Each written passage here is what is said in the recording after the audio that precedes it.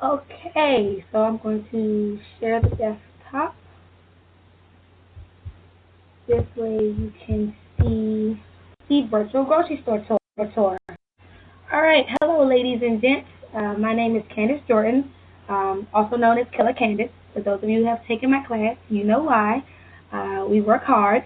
Um, Today we're going to do a virtual grocery store tour. Usually I do this in actual grocery store tours, and it was limited to this area, Washington, Virginia, and Maryland. So I've chosen to do a virtual grocery store tour because now that, I have my book out and I now do online personal training. So there's, clients all the way in California. I have clients in Florida. I wanted to make it so that everybody can gain this knowledge no matter where they were. So we're going to do it virtually. Let's go to the next slide. Who is Keller Candace? What qualifies me to do this training? First of all, I'm a certified personal trainer. That's where I started. I've been doing personal training now for 8 years. Wow, 8 years. But okay, certified personal trainer, group exercise. I have a host of specialties: kickboxing, Pilates, yoga, you name it. Pretty holistic. Also a certified nutrition counselor through the Global College of Natural Medicine. Um, I'm currently also studying to become a holistic health practitioner, which is basically a naturopathic doctor. We take natural remedies in order to aid ailments and treat chronic disease. At least that's my goal. I'm also the author of From Potbelly to Flat Belly, a 28-day rapid fat loss program, which includes detoxes, meal plans, holistic recipes, workouts, you name it. So this is pretty much my life. I've been doing this, like I said, now for 8 years. When you become a personal trainer, technically you only have one chapter in nutrition, and some trainers are fine with that. But I wanted to learn how to not only get my clients to lose weight, but to lose weight healthily. So I took my knowledge and I started getting, continued education credits. And every time something new is on the market or something comes on the Dr. Oz or something pops up in my Yahoo, I'm reading about it. So I'm very invested in this lifestyle and what I do. So that's enough about me. We have a lot to cover within only an hour. So let's get into what we'll cover. First, we're going to cover the food labels and how to read the ingredients and hidden sugars and toxins. I want to educate you guys on how to read these things so that you won't just fall for whatever the marketers put out there. If you go to, let's say, a cereal aisle, all you're going to see is high fiber this and whole grain that. And that's what the marketer's supposed to do. And their claims could be completely true. I'm not saying that these individuals are lying about anything. But what they're hiding is, okay, it's whole grain, but it's loaded with sugar, preservatives, it's loaded with additives, coloring, dyes, all these things that later on in the webinar you'll realize are extremely dangerous and extremely toxic to our bodies. When things say that they're fat-free, that just means they use an artificial fat, which is just as bad. Same thing with sugar-free. That means they're using artificial sweeteners, which is just as bad, if not worse. So we're going to discuss all of those things. We're going to talk about which foods to buy organic. The number one argument I always get whenever I have a new client is, it's just too expensive to eat healthy. Trust me, I am not rich by any means. If I can do it, you can do it. So I'm going to teach you little tips on how to save money and still, buy healthy foods. Which foods you need to buy organic and spend that extra buck or two on, and which foods you can buy, you know, um, at a regular grocery store and save a dollar or two. And it doesn't matter if it's organic or not. Then we're going to go aisle by aisle. We're going to go to the meat and deli aisle. We're going to go to the bakery, condiments. We're going to talk about each area and where there are strong points, what foods you should get in abundance and keep stocked up, and which foods you should just throw away immediately because it's basically poison in your kitchen. And then at the end, we're going to talk about how to clean out your kitchen. So that's when we're going to get rid of all the quote-unquote healthy foods, the special Ks and the fiber ones, all the stuff that we see in the commercials and we think are really good for us and we're doing really good by buying, but they're actually toxic. So at the end, we're going to actually clean out our kitchen. Please forgive me if I speak fast. I've been told I'm like 6, from Blossom, and especially if it's something I'm passionate about or knowledgeable about. So sometimes I have to remember to slow myself down.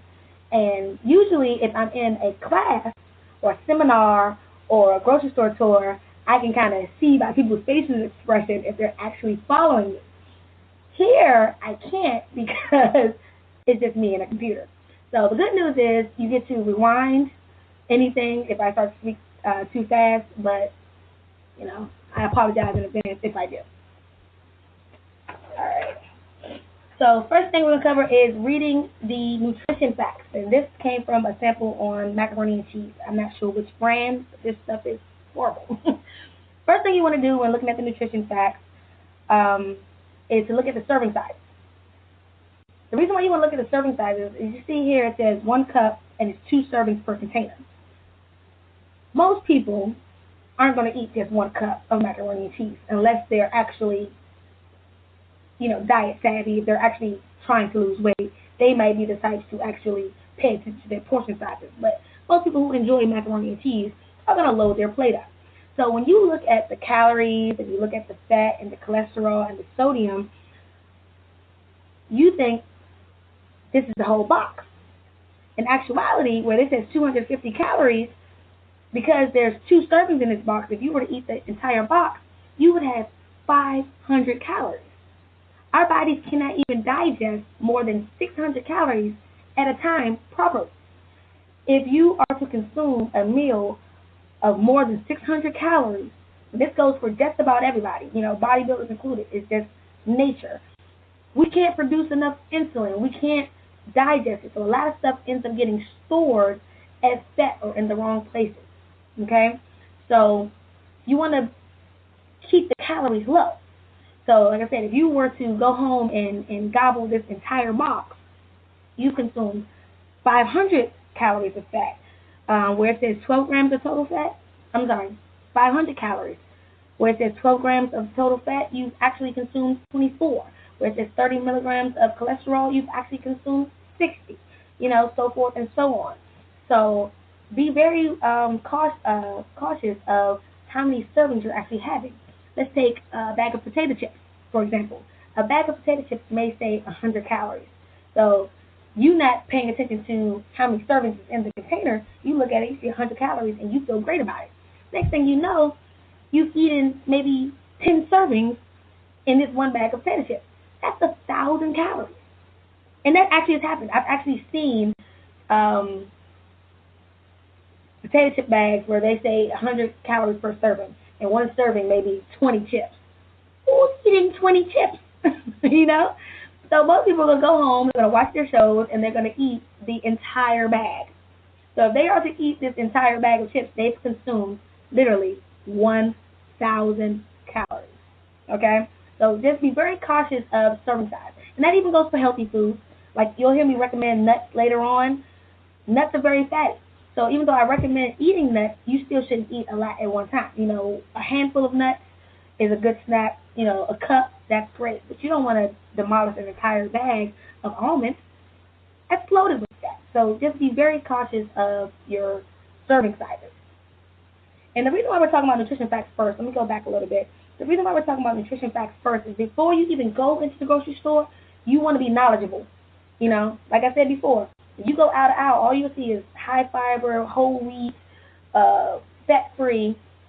I want to give you knowledge before you even enter the store. Okay, so I talked about servings.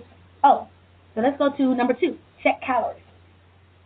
The FDA has approved a wide margin of error, very wide, up to 20%. They can be off. Either way, so for the calories, where this says 250 calories, it can actually legally be 300 calories, and this company can list it as 250 calories for sale. Because legally, that's their margin of error, 20%.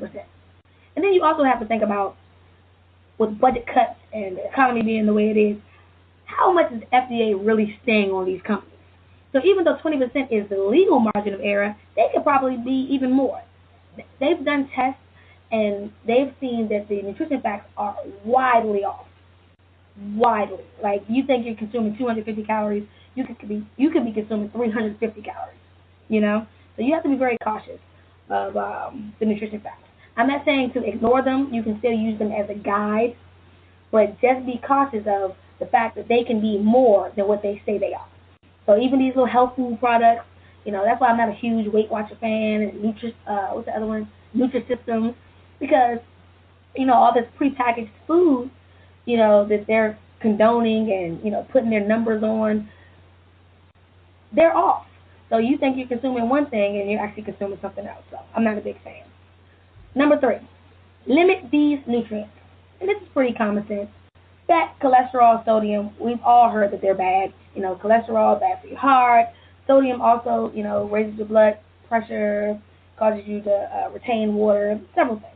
So these are the nutrients that you don't want to consume in abundance. Get enough of these nutrients. Number 4, dietary fiber, vitamin A, C, calcium, iron, and whatever else they list, because sometimes they list more nutrients, but those are the nutrients they list most from food. There's A, C, calcium, and iron. But you want to get a lot of these. So if you look over on the quick guide, I'm going to skip 5, I'm going to go back to it. But if you look over on the quick guide, that's pretty much how I rate the nutrients, whether it's to limit them or get enough of them. If the nutrients are 5% or less, that means they're low. So for the nutrients that you want to get a lot of, you want it to be more than 5%. So like here you see vitamin A, it's only 4%. Vitamin C, only 2%. That means it's low in these nutrients, right? If it's 20% or more, it's high. So if you look up, and you see the sodium, that's at 20%. That means there's a lot of sodium in that product, right? So my rule of thumb, whenever you're looking at, say you have a box of Kraft macaroni and cheese and you have a box of Velveeta macaroni and cheese. Let's picture that, right? So you have Velveeta and you have Kraft. If you are to look at the nutrition facts from both of them and you're trying to decide which one to buy, look at the nutrients that you're supposed to limit and the nutrients you're supposed to get a lot of. The ones you're supposed to limit, if they're above 20%, that's the product that you don't want. A lot of times you'll see sodium 25, 30%, even in healthy products like the Healthy Choice, Lean Cuisine, you'll see a lot of sodium in these products. So if you see something over 20%, put it down. If it's below 20%, you might give it a try. If they're about the same in fat, cholesterol, and sodium, then you want to see if you can get the most bang for your buck. Can I get the most nutrients out of this meal? So the one who has the most fiber, the one who has the most vitamin A, vitamin C, calcium, and iron, that's the one you want to choose. That's called your daily value. The percentage is called your daily value. The daily value is pretty much just a guide. It was created a long time ago in order to make sure that you're getting enough of certain nutrients to prevent diseases like rickets and stuff that we don't really suffer from anymore. But it's still a good guide as to how much of what you're getting from this meal. So just use it as that. If it's 5% or below, it's a low amount. If it's 20% or higher, it's good. I said I was going to skip 6, which is the footnotes. The footnotes is just pretty much telling you that these estimates are based on a 2,000 calorie diet. Everybody has different nutritional needs. Everybody doesn't need 2,000 calories in order to maintain their weight or to lose weight. Some people need more, some people need less. This is just supposed to be like the average American person needs 2,000 calories. So that's what this is based on. All right, let's move on from that. Let's go back really quickly. We didn't really talk much about total carbs. If you see this, it says 31 grams of total carbohydrates. Carbohydrates, half of your daily calories. So that means half of the calories you consume in one day should come from carbs. Carbs have gotten a bad reputation, mainly because people don't know that there are different types of carbs. I'm going to get to that in a second. Fruits and vegetables are carbohydrates, so they're good. Carbohydrates are actually our main source of energy. The same way, animals, dogs, and stuff, they live off protein. Protein is their main source of nutrients. Carbs are ours. So we need carbs in our diet. It's just making sure that we choose the right carbs is important, and we're going to talk about that. But there's 2 different types of carbs. Simple carbs and complex carbs. Simple carbs release quickly into your bloodstream, spiking your blood sugar which later can cause a drop, which causes you to crave more sugar. So simple carbs, they end up causing you tired all the time, lethargic, diabetes, obesity. All these things have been linked to simple carbs. Okay, so that means the refined rice, that white rice that we eat, simple carbs. Here's the more technical terms. Fructose is a simple carb. Fructose is found in fruit and honey. And before you say, "Oh my God, I can't eat fruit," no, you can eat fruit. The thing that makes fruit okay is that most fruits have a high fiber content, which you'll see over on the right side, the right column, in the complex carbs.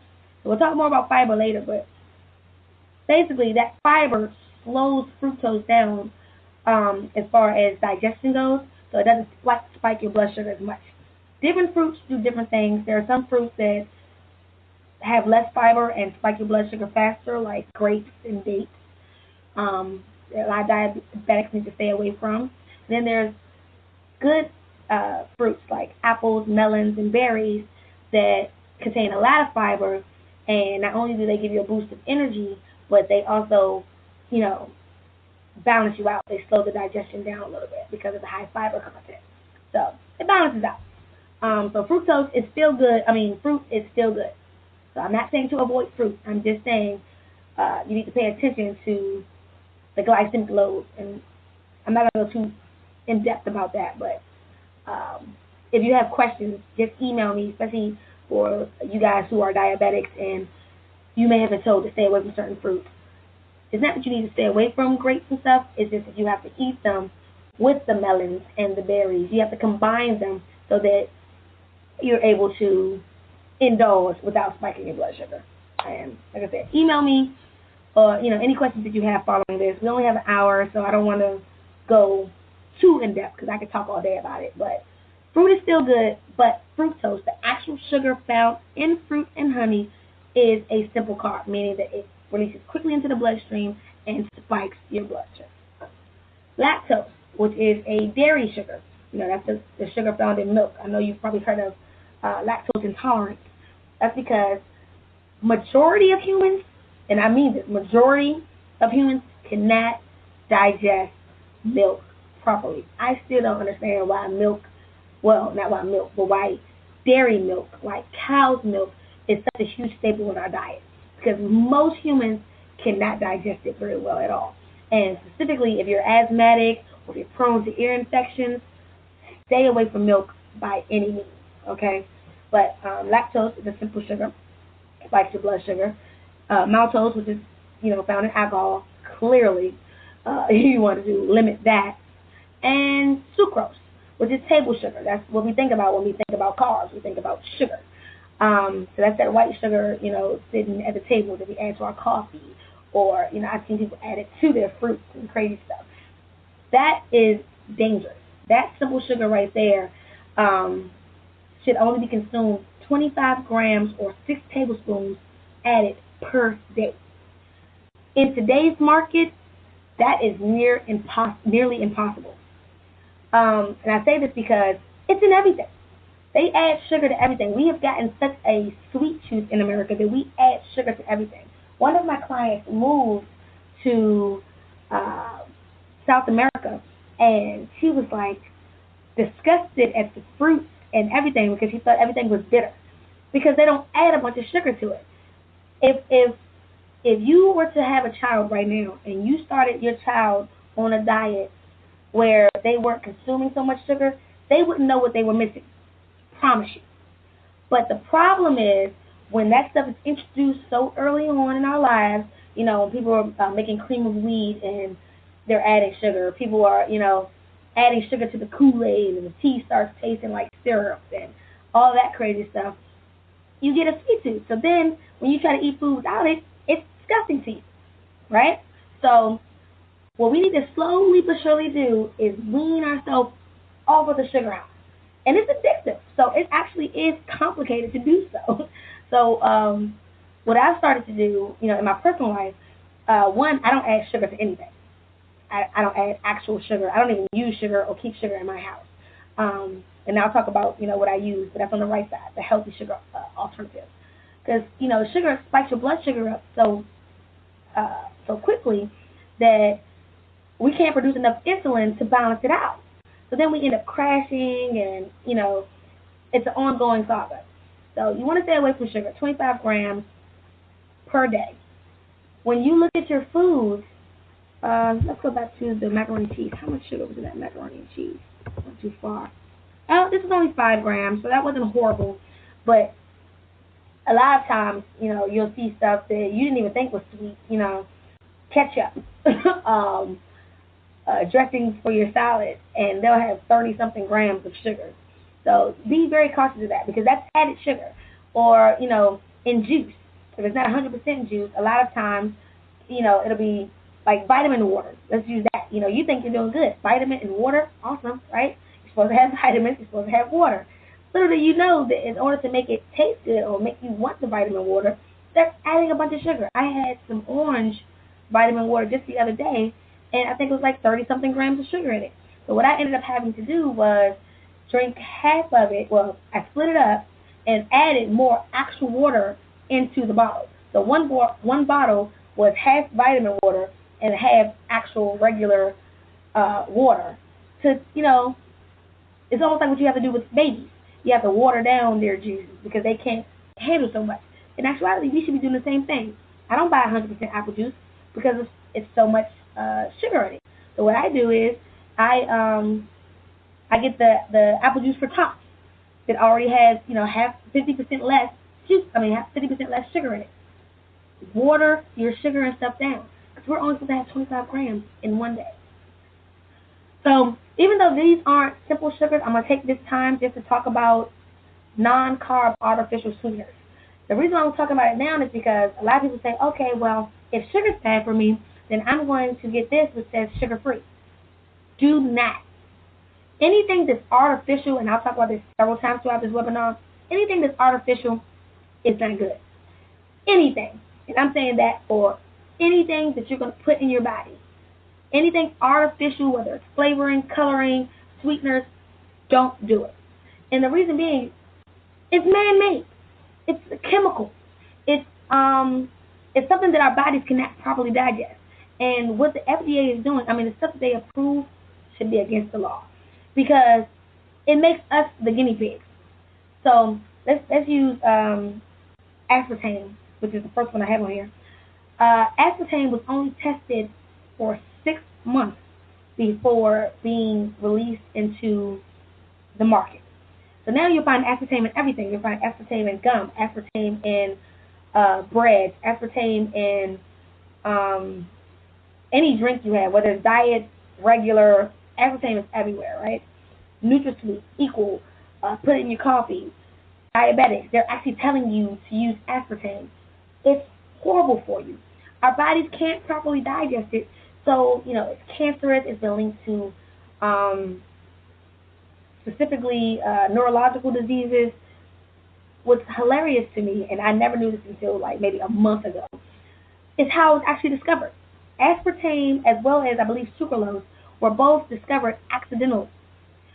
One of them, I can't remember which one is which, but one of them was actually meant to be a product in a pesticide to kill rats.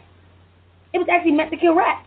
And what happened is it accidentally got into the chemist's mouth, and it was sweet. Once it got into the chemist's mouth, and it was sweet, they started, running tests on it, and within 6 months, it was released to the market. The problem is they're not doing long-term studies. So that makes us, as American consumers, that makes us guinea pigs, because you've tested 6 months on a rat, and even within those 6 months, there was problems where the rat would have super huge organs. It caused growth and masses on them, but for whatever reason, it was still approved.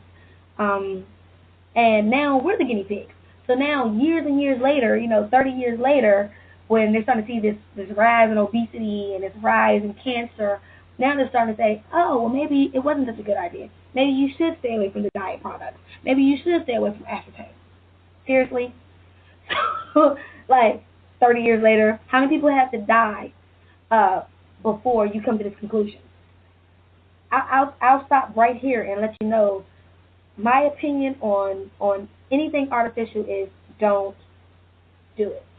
I will preach to you about whole foods and foods in their natural state. That is the best way to get it. That is the best, most nutrient dense way to eat your food. Anything that says artificial, put it down immediately. If I see artificial in the box, I don't need to eat it. Saccharin and sweet ones, they're also artificial sweeteners, and they all pretty much have the same problem. I think sucralose was even found by a coal miner or something crazy like that. And once again, it was an accident. The person accidentally tasted it. It was sweet, and it was like the same process.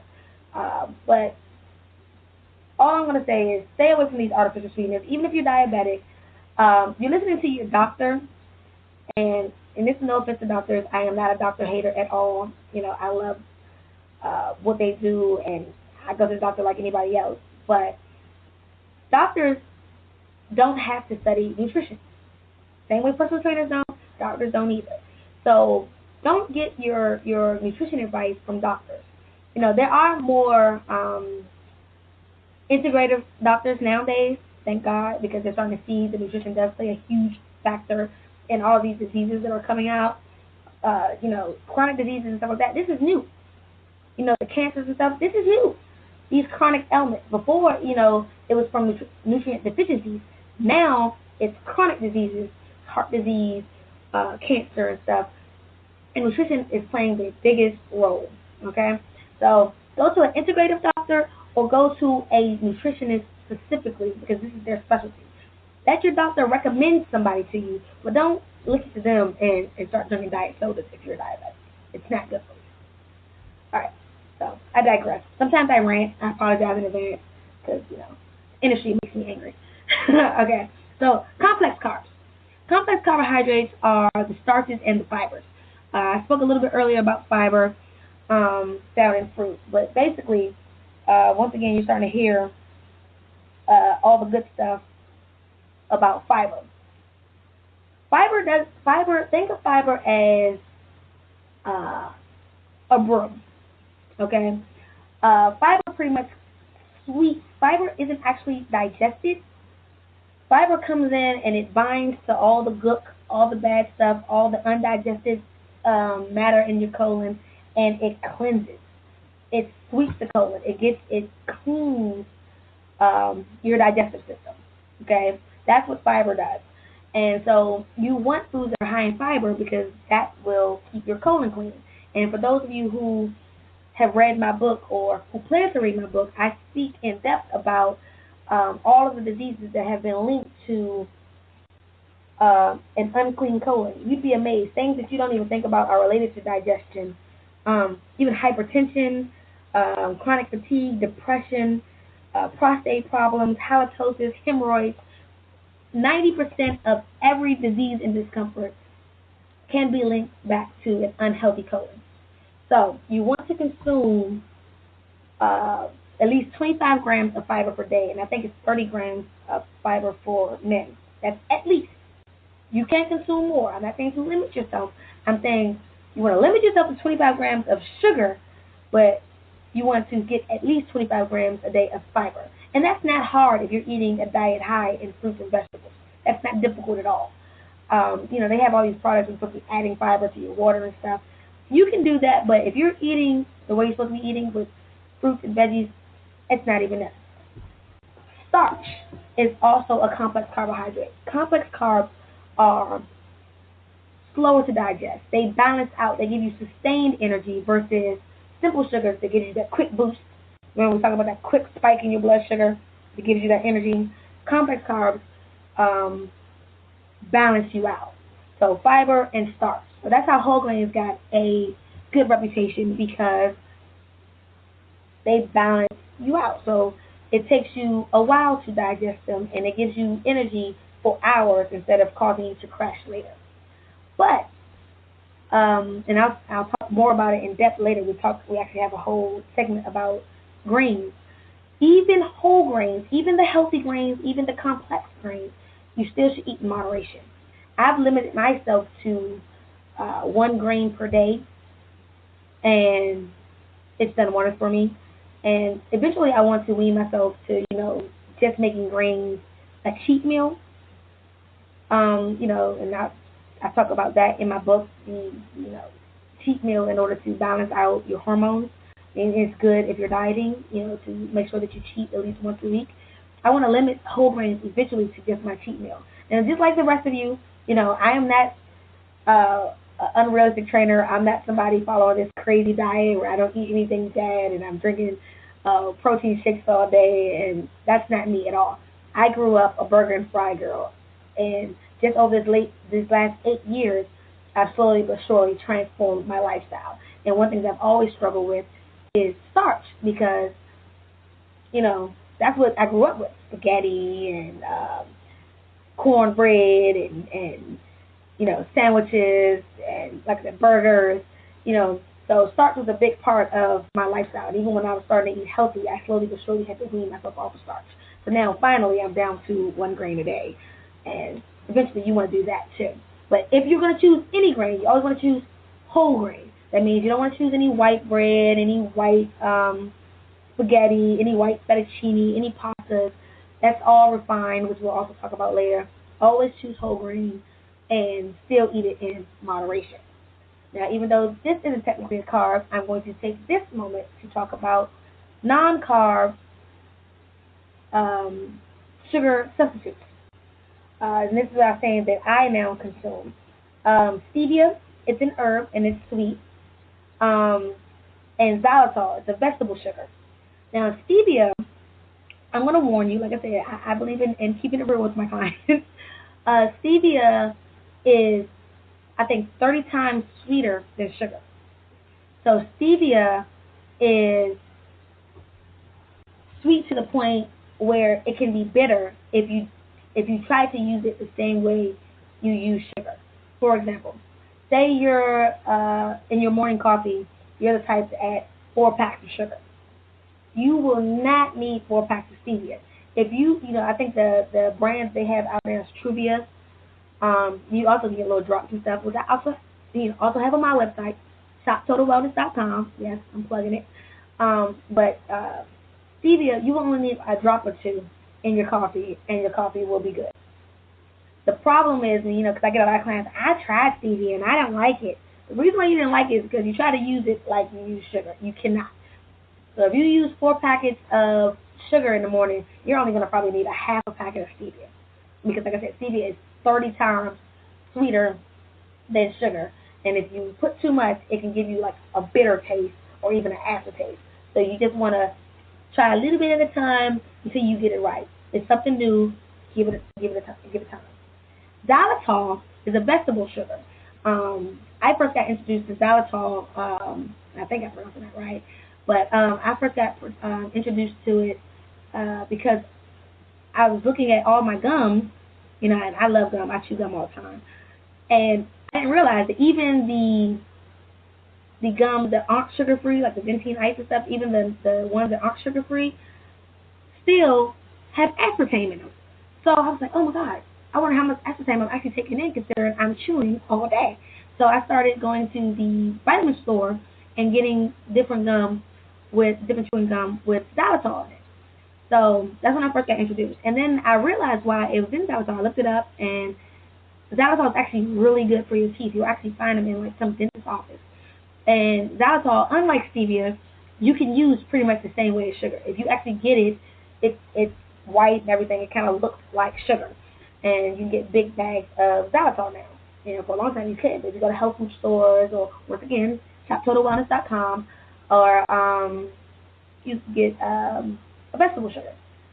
And you can use that pretty much the same way you use regular sugar, and it's sweet, and I like it. And the good things about those are, like complex carbs, they digest a little slower. So they give you sustained energy versus spiking your blood sugar and dropping it and spiking it and dropping it. Because if you think about it, if a sugar spikes your blood sugar and then it drops it, when you crash, in order to get more energy, what are you going to crave? More sugar. So it's like a never-ending cycle. So you want something that's going to sustain your energy, and stevia and xylitol do just that. Note, both are safe for diabetics. Now, stevia, once again, has actually been linked to low blood sugar. So I wouldn't advise any diabetic to just go cold turkey and completely just try stevia and that's your new thing. But introduce it slowly into your diet and see how you react to it. Because you, of course, low blood sugar can be just as dangerous as high blood sugar. So introduce it slowly to your diet. It has been said that it's safe for diabetics, but everybody reacts differently. So I just say to introduce it slowly into your diet. Hidden sugars. So when you're looking at the ingredients, and we're going to talk about that next, if you're actually looking at the ingredients portion, there's a list of hidden sugars all the way in your food. And I always use 501 as this example because everybody, usually when I get clients coming to me, they're like, I don't understand why I'm not losing weight because I eat a healthy diet. But in actuality, they're not. Because they may look at something like we looked at the macaroni and cheese earlier, and it said 5 grams of sugar. They don't have to include hidden sugars. So, you have agave nectar, you have fruit juice concentrate, you have maltodextrin, yellow sugars, sorbitol. All these are other names for sweeteners. So when you think you're doing good by just, 5 grams is less than the 20, less than 25, I'm doing good, you need to also look at these hidden sugars. They're all through it. And then going back to the 501 example, I used to eat 501, specifically their apple cinnamon bar they had. I don't even know if it's still on the market because I don't even, use 501 anymore. But I'm not going to lie. It was freaking delicious. I loved it. But once I got more knowledgeable, I'm in class and they started talking about hidden sugars. I look at the packet, and within the first 5 ingredients were 3 different types of hidden sugars. So it was high fructose corn syrup, high maltose corn syrup, and maltodextrin within the first within the first 5 ingredients. I was like, seriously? This is basically sugar and oats. That's it. There's more sugar. Sugar was actually the first ingredient. So there was more sugar in the 501 bar that I had than any other ingredient. There was more sugar than fiber. There was more sugar than oats. There was more sugar than vitamin A, C, D, whatever. There was more sugar than anything else. So you have to learn what these other sugars are because they have gotten really slick. They may not use regular sugar because they now know people are knowledgeable. People are looking at how much sugar is in these products. But what you don't realize, these sweeteners listed, these hidden sugars, they still have that same effect on your blood sugar. They still cause that spike and drop. They're still dangerous. So anything that ends in ose, like crystalline, fructose, maltose, lactose, whatever, stay away from. And then, you now have this list. We won't go each one because we don't have the time, but you'll have this PowerPoint presentation in your email just so you can print it out and take it with you in the store like, I'm not buying this. All right. I missed something. I'm sorry. Before I go to protein, let me go back. Looking at my little notes. And I did miss something.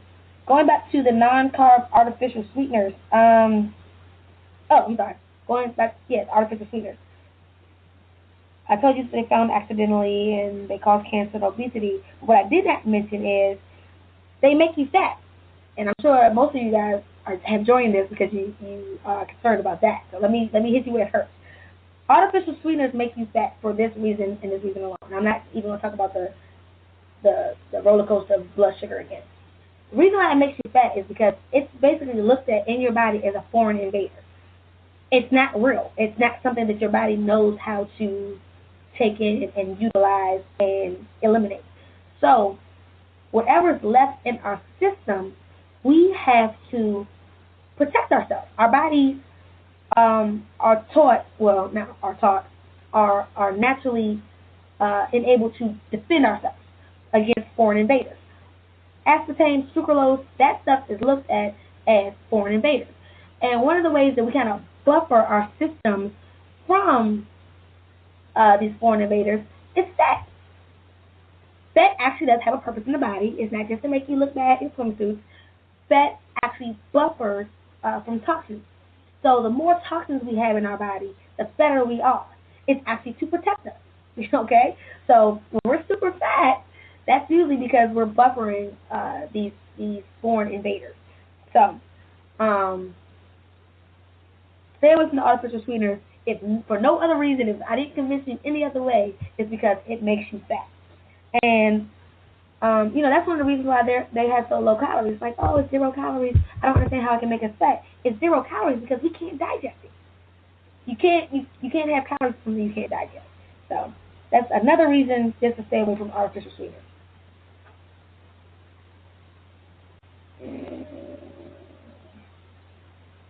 Did I miss anything else? Fiber keeps colon clean. Finds the undigested food. I said that. Oh, I'm doing pretty good. Okay, so moving right along to protein. Being in this industry, being in the excuse me, my mouth is getting dry. Being in the fitness industry, that's all you see is protein this and protein that, protein shake, protein bar. I got these muscles because of protein.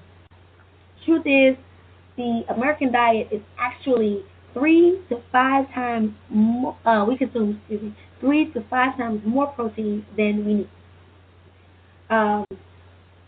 Protein has become a staple in our diet. Think about it. Every meal. When you used to see, I know at least me growing up, it was like you're supposed to have one starch on your plate, you're supposed to have one protein, and like one vegetable on your plate. Well, now, finding out that's all wrong. Once again, going back to my book, if you look at my book and you learn about proper food combining, first of all, you shouldn't even eat protein and starch in the same meal. I know that's going to be super tough, but that was one of the things that I challenged, I struggled with the most. Like I said, I was a burger and fry girl, so the meat and buns, that's what I was used to, or spaghetti with meat on it versus vegetables. I've since changed, and it's done wonders for me. But that old-fashioned thought of protein, starch, and vegetables on your plate, that's all wrong. Every morning you would have, sausage or bacon or something. Then for lunch you had to have your protein. You had to have fish or chicken or pork chops or what have you. And then for dinner you had steak. That's entirely too much protein. You're only supposed to consume 0.8 grams of protein per kilogram of body weight. So, for example, if you're 150 pounds, you only need 55 grams of protein. And if you look at the bottom, it says 3 ounces of a sirloin steak is 27 grams of protein. So, if you just use my example, that's only 3 ounces. So that means that's like the size of the palm of your hand. How many of you are really eating just the size of a palm of your hand? I know if you go to Olive Garden or any of these restaurants, steaks are freaking huge. You're eating 6 to 7 ounces in one portion. That's your 55 grams a day, right? So you consumed at least 6 ounces. So that means as a 150-pound person, you've already eaten enough protein for the entire day. So you've already had eggs and bacon that morning. You had tuna sandwich for lunch. And because you're trying to lose weight, you've had a protein shake in between or after the gym. Too much protein. Another reason why protein is super huge in America is once carbs got a bad rap, instead of people going to fruits and vegetables like they should have, or starches that got a bad rap, instead of going to fruits and vegetables like they should have, everybody got protein crazy. You have all these crazy diets like the Atkins diet and stuff. The only reason why you would need excess protein is if you were doing some serious training. I mean, serious training. Like if you're on some bodybuilder status, if you're working out multiple times a day, then yeah, you need proteins to repair the tissues that you're constantly breaking down, the muscles that you're constantly breaking down. Otherwise, you don't need it. If you're sitting at home watching TV, I can't stand when somebody's eating chicken, sitting in front of the TV, and it's like, do you really need that protein? No, it's not. And then you also, it doesn't have to be meat. Protein can come from beans and certain vegetables and even certain grains, quinoa. So the American diet, you can get protein, you can get enough protein from your diet as where you don't have to have protein supplements. The only times I recommend protein shakes and protein supplements are one, right after your workout, and two, if you're using a meal replacement. So, if you're, trying to lose weight and you're eating breakfast and lunch and then you have a shake for dinner, that's fine. Or if you're somebody who's trying to keep their weight on, like myself, I'll add a protein shake to my regular meals. But I also don't eat a whole lot of protein. I eat protein in maybe two of my meals, and the rest of it fruits and vegetables. So we consume on average just too much protein, and what a lot of people don't realize is protein is really acidic, meaning it's not an alkaline food. It takes a lot to digest protein.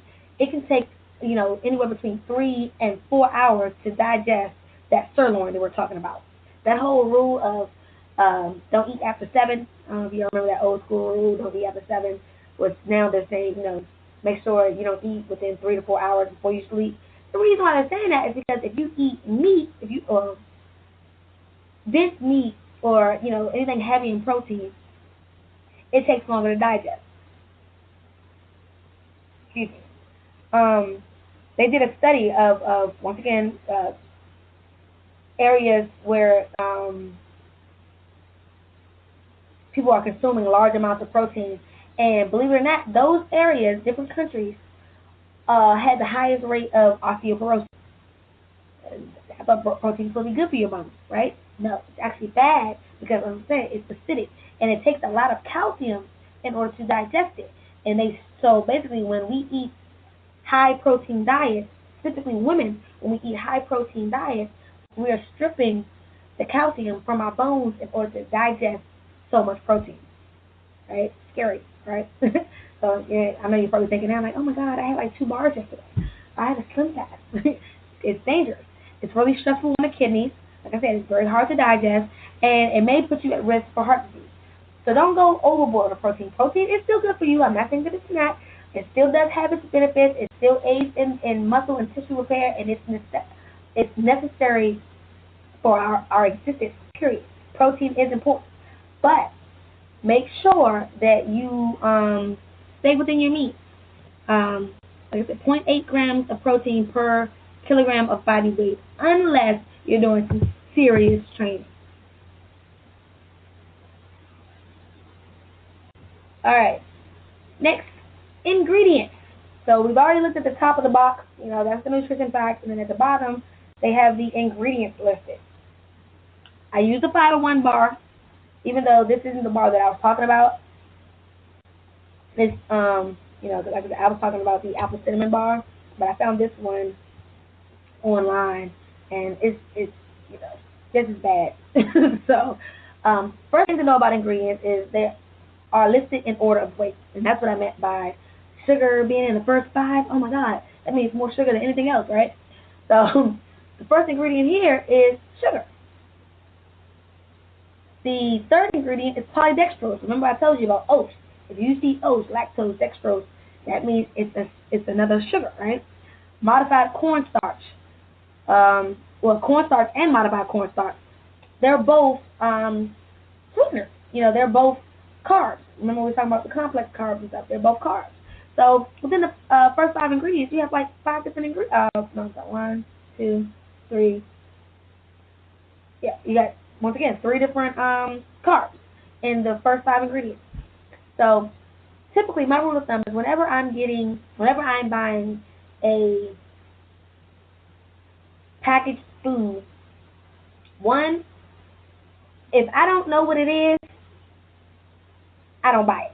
That's first and foremost. Like if I'm reading the ingredients, like say, I recommend certain bars like Rise bars or Lar bars, LARABAR. I'm not sure if I pronounced that right, but I like them because if you look at the ingredients, it's stuff you know. It's oats, dried cranberries, nuts. Boom. You know what that stuff is. Look at this crap. Diglyceride, sodium stearoyl, lactylate. I'm sure I'm not pronouncing this stuff right, but I'm just saying, if you don't know what it is, and chances are it's either it's either man-made some type of chemical or a byproduct of a chemical process. So a lot of these are like byproducts from like, if they genetically modify the soy that's contained in the food, then you'll end up with soy lecithin. There's this is not food. This is not how food should be. Partially hydrogenated soybean oil. That's not how it should be. So if you don't know what this stuff is, my rule of thumb is if you can't pronounce it, then chances are it's a preservative, it's artificial, it's something. So don't eat it. I remember seeing a long time ago the movie Beauty Shop. I'm not sure if you guys ever seen the movie, but they cracked a joke because one of the women, and she was a heavyset woman, so they made fun of it. But she was like, if I can't pronounce it, or no, I can't spell it, then I don't eat it. And they were like, well, you must be the spelling bee champ. They laughed at her, but it didn't make sense to me then why she said if I can't spell it, I don't eat it. But now I get it. If I can't spell it or I can't pronounce it, why am I eating it? Because chances are, like I said, it's either preservative, artificial, it's a chemical, or some kind of byproduct of chemical processing. So now I live by that same rule. If I can't spell it or if I can't pronounce it, I don't eat it. So next, avoid the following. Enriched basically means that, it sounds good, doesn't it? Enriched. But no, it's actually bad for you. And when I think about enriched, I always think about my cream of wheat because I used to love cream of wheat. But enriched means that they are stripping the product of its natural nutrients, to make it look and taste better. So let's take rice for instance. If you have rice in nature, it takes longer to cook. It's not as pretty. It's a little bit more chewy. That's why some people don't like brown rice. They only like white rice. So what they do is they strip it of its natural nutrients and then they add only half of it back. Problem with that is, and once again, I'm going back into my rule of thumb. If it's not a whole food, I don't want it. And the reason I say that is, when foods are found in nature, they're made that way for a reason. There are a lot of nutrients besides vitamins and minerals. There's now phytonutrients, antioxidants, things that we didn't know about back in the day. Things that once upon a time scientists hadn't even discovered. But they've always been in nature, and they have nutritional benefits. And the same way I was saying, well, I don't think I said it yet, but basically, I'm sorry. Like the same way I was talking about the protein needing calcium in order to digest properly. Different nutrients need other nutrients in order to digest. Like we'll later talk about calcium and magnesium. If you don't have enough magnesium, then you can't properly digest the calcium. So when you enrich products just to make them pretty, and you're taking out their natural nutrients, then our bodies don't digest them well. So basically, like with the white rice, when we're eating the white rice, it's spiking our blood sugar because we don't have the fiber anymore to slow it down. We took the fiber out. When we stripped it and made it pretty, we took the fiber out. So they're only putting back some of the nutrients. They're not putting back all the nutrients. So anytime I see anything that says enriched, I don't want it. Partially hydrogenated. Partially hydrogenated is pretty much just saying that it's a trans fat. And I'm sure you're starting to see that trans fat free all over boxes. The reason why it's trans fat, you want to stay away from trans fat, we'll talk more in detail about it later, is trans fats are very cancerous and very toxic to our system. So anytime you see anything partially hydrogenated, margarine, oh my God, stay away from margarine. Margarine is just as bad as Crisco and all the other stuff that we used to get. You're better off eating good old-fashioned regular butter than margarine. Artificial flavors, like I said, anything that I see is artificial, I don't want it. I don't want anything that was made in the lab. I want it made in nature. So artificial flavors, there's several different kinds of artificial flavors. They all have their own diseases and conditions linked to them. So I won't go too in-depth with it. But anytime I see artificial flavor, which you also see in this Fiber One bar, I don't want it. Refined. Refined is pretty much like going along with what I said with enriched. Refined is just they strip it of certain nutrients in order to make it pretty, make it taste better. Listed on package. These aren't actual ingredients, but specifically if I see this listed on a box or, they think it's a selling point, but to me it's like, nope, don't want it. If you see something that says fat-free, that means that it could be one of two things. In order to make it taste better, they either add a bunch of sugar, they add a lot of hidden sugars and stuff, a lot more carbs in order to make it taste good, or they use an artificial fat called olestra, which is, the same way we talk about artificial sweetness, olestra isn't good for you either. So stay away from fat-free products. Low fat might be okay. That means they just, cut a little bit back, but fat-free, you don't want it. Sugar-free, all that means is it contains artificial sweeteners, and we've already talked about why artificial sweeteners are so bad. Next, we have toxic ingredients. And I took this from, this is not my article, Laurentine Tinbosch. She's a producer on Food Matters, and she has an article called Toxic Ingredients, Top 10 Most Toxic Ingredients Found in Foods. One is artificial sweeteners. Like I said, we've already talked some about it. We talked about how it's not just found in diet products. It's found in just about everything now, specifically sucralose also. A lot of quote-unquote healthy products, healthy protein shakes, healthy protein bars, they contain sucralose. Because unlike aspartame, sucralose, you can cook at high temperatures. So a lot of baking goods, a lot of foods that you find in restaurants contain sucralose. So you want to stay away from this stuff. Like I said, you will have, I'm going to email you this actual PowerPoint presentation. So I'm not going to, spend time and read all of this, but artificial sweeteners, just show you some of the diseases that it's linked to: fibromyalgia, Alzheimer's, multiple sclerosis, Parkinson's, emotional disorders, depression, anxiety attacks, then a host of neurological diseases, seizures. It's all bad. It's no point in consuming it at all. It's not necessary in your diet. So even if you're diabetic, it's like, okay, I'm running to the sugar-free products because of my diabetes, but then I'm going to end up with Alzheimer's and, emotionally unstable. You don't want that. So it's not really worth it. Go xylitol or stevia. High fructose corn syrup, we talked a little bit about that with the hidden sugars, but here's my theory with high fructose corn syrup. One, it's found in everything. Like I said, bread, ketchup, dressings for your salad. You think you're doing good, and you're eating a salad, and it's high fructose corn syrup in that, your jelly, just everything. It says found in most processed food. Most processed food contains high fructose corn syrup, because the reason is high fructose corn syrup is cheaper than sugar. So if you are a manufacturer, if you're creating these products, at the end of the day, you're about making your money. So you're going to use cheaper products. And high fructose corn syrup is cheap.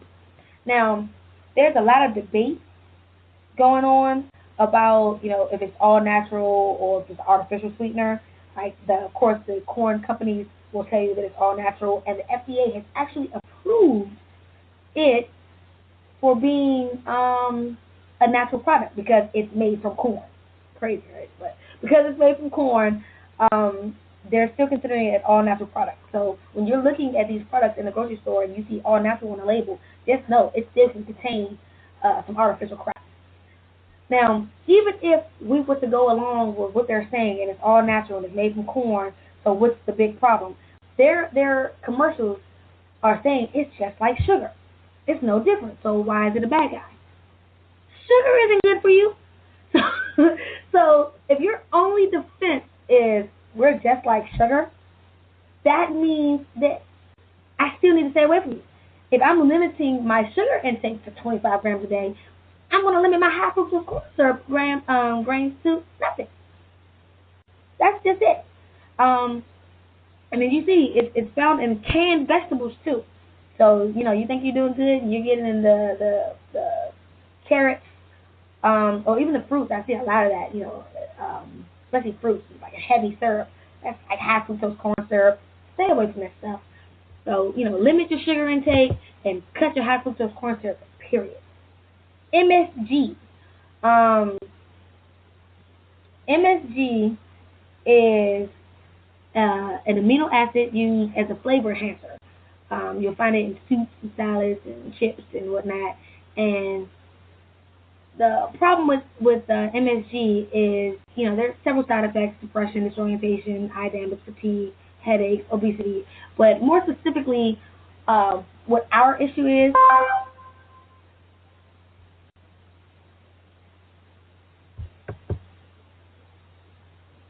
So more specifically, I'm sorry about that. More specifically, um, what excuse me, more specifically towards our goal, because most of our goals are to lose weight or maintain our weight. MSG affects the neurological pathways of the brain and disengage the I'm full function. And I'll talk more in my book about the hormones, which hormones control, um, you know, gives you the feeling of feeling full. I've heard several times from several clients, how come when I eat Chinese food, it's like I can eat, and I never feel hungry? Because MSG.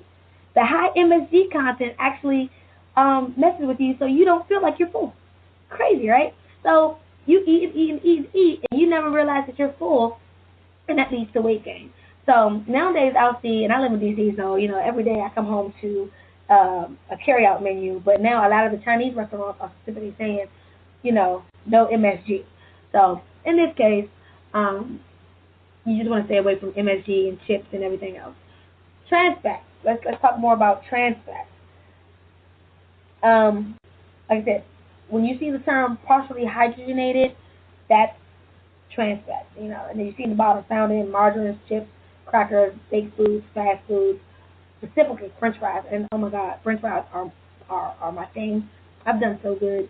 You guys will be proud of me. But my nickname in the womb, before I was even born, was Tater, because my mom ate a lot of potatoes, and that was a staple in my diet. I literally had French fries at least 5 days out of a 7-day week. Okay, growing up. Now I see how horrible French fries are for you because of the trans fats. Any deep fried food is not good for you. And what trans fat does is it causes cell damage, and so it's linked to a host of diseases. I mean, it negatively affects your cholesterol, but more specifically, it causes cell damage, which leads to heart problems, um, neurological diseases, you name it. Inflammation is just is there's no good that can come out of trans fat, and it's man-made. There's trans fats that are found in nature, and I don't want you to get confused because that's one of their defenses. Found in meats, there are some trans fats, but know this: the trans fats that are found in nature are not nearly as rancid and damaging to our cells as the man-made trans fats.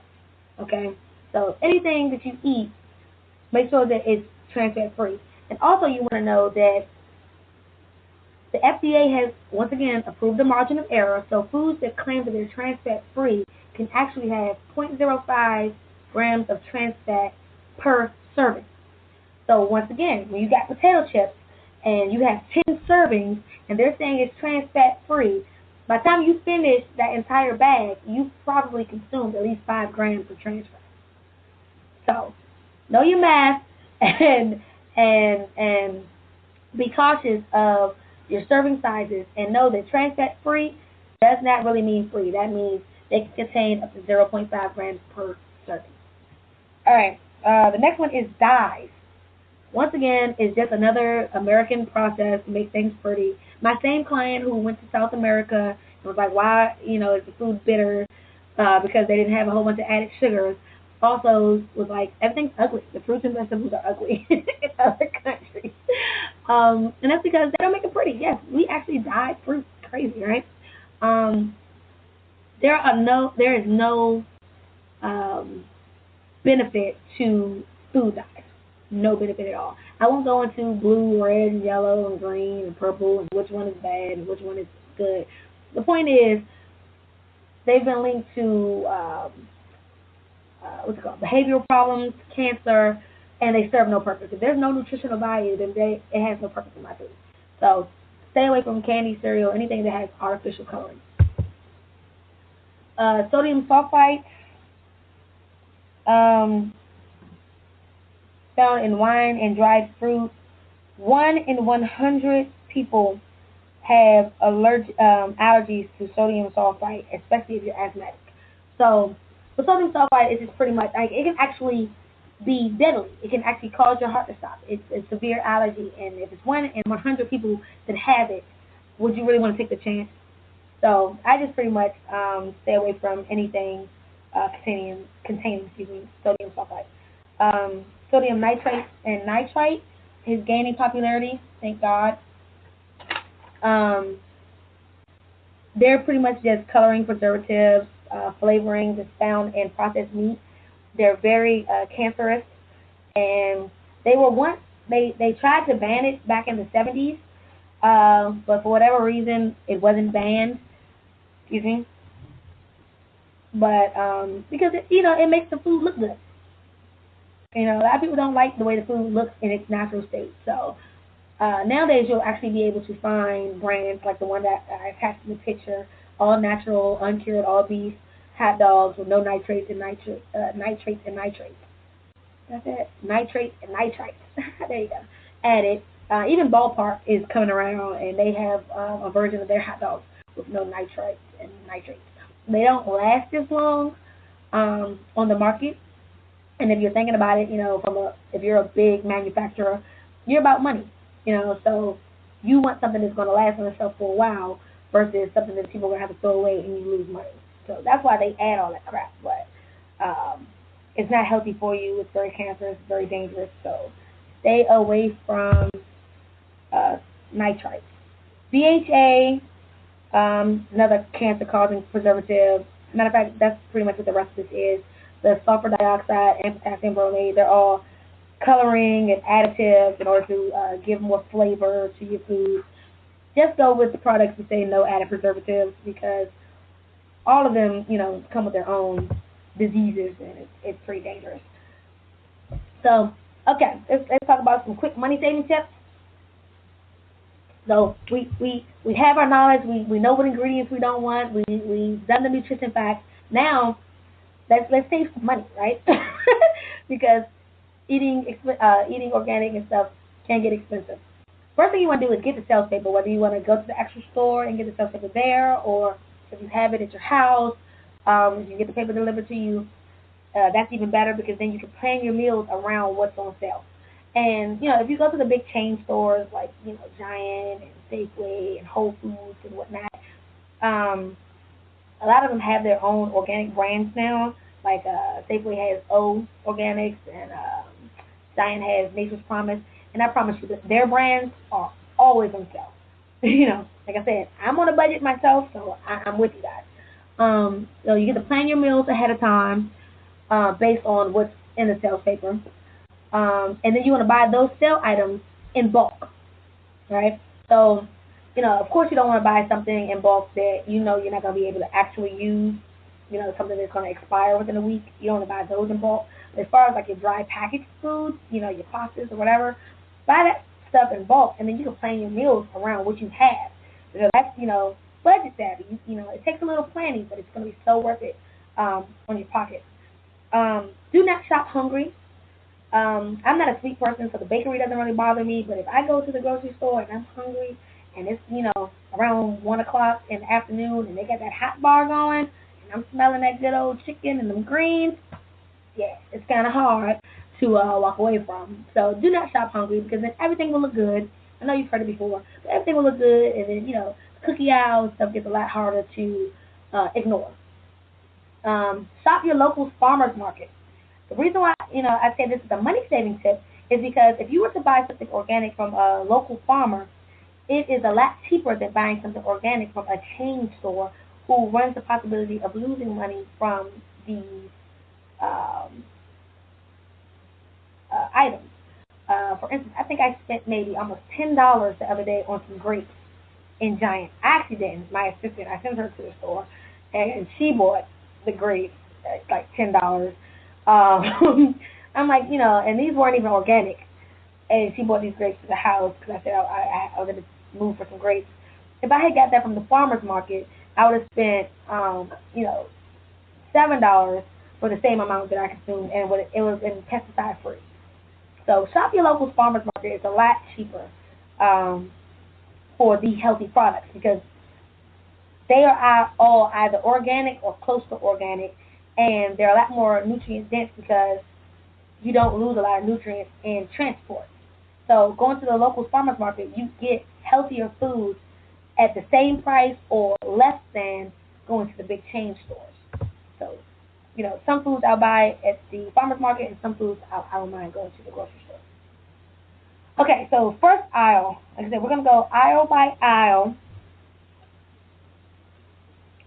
discussing what's good and what to steer clear of. The first thing is the produce aisle. First of all, I get my produce from the local farmers market. The produce always come from the local farmers market versus the grocery store. It's a lot healthier. It's fresh, right off the vine, made right there in Virginia or Maryland, and I live in D.C., so that's perfectly fine. I use Dirty Dozen by Dr. Andrew Weil versus by the USDA or the FDA. The reason why I do this is because he doesn't stand to lose anything with his list versus the USDA or the FDA. I pretty much don't value anything they have to say. Their food pyramid, everything is kind of, how do I say this politically correct? A lot of them are quiet. Sorry, that's my dog. A lot of them are have their own agenda. They have, the Department of Agriculture. Of course, they're going to want you to go to certain places, or of course they're going to want you to consume milk. So those are I don't listen to anything they have to say. But Dr. Andrew Weil, he's to me a bit of a mentor. He's actually I probably have more of his books and everything, and we actually use Dr. Andrew Weil's books and studies in school. So I love Dr. Andrew Weil. I digress.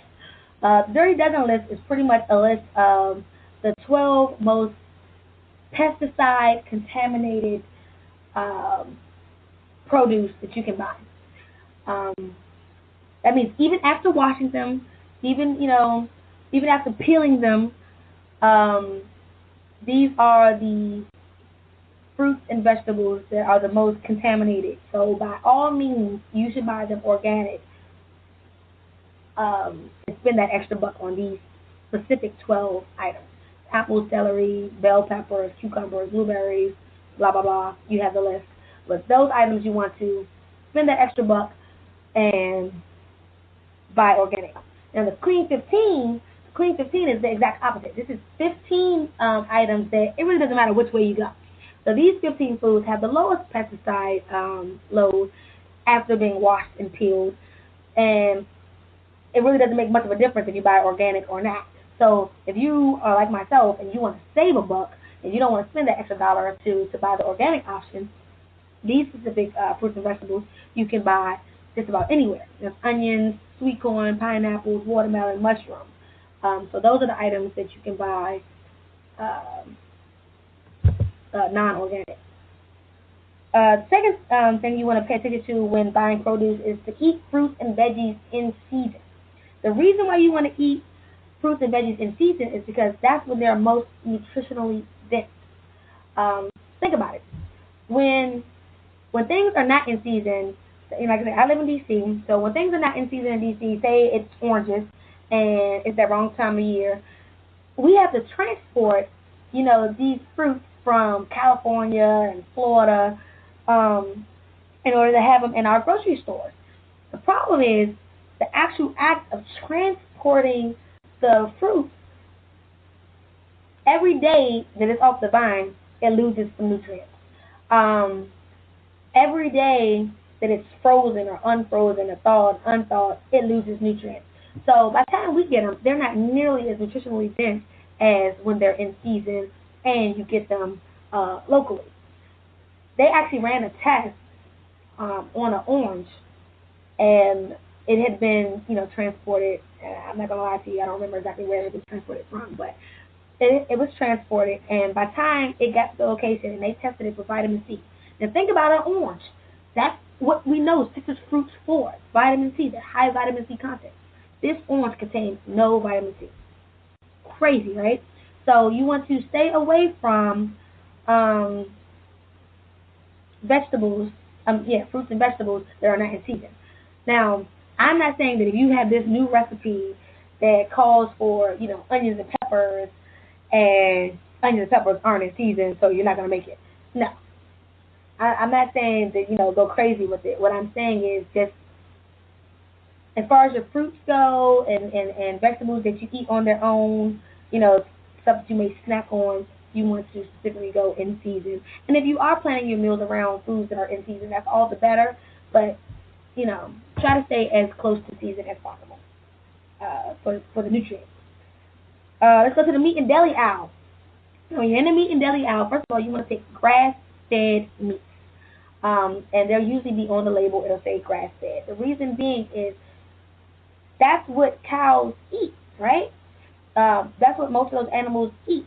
They're vegetarians. They eat grass.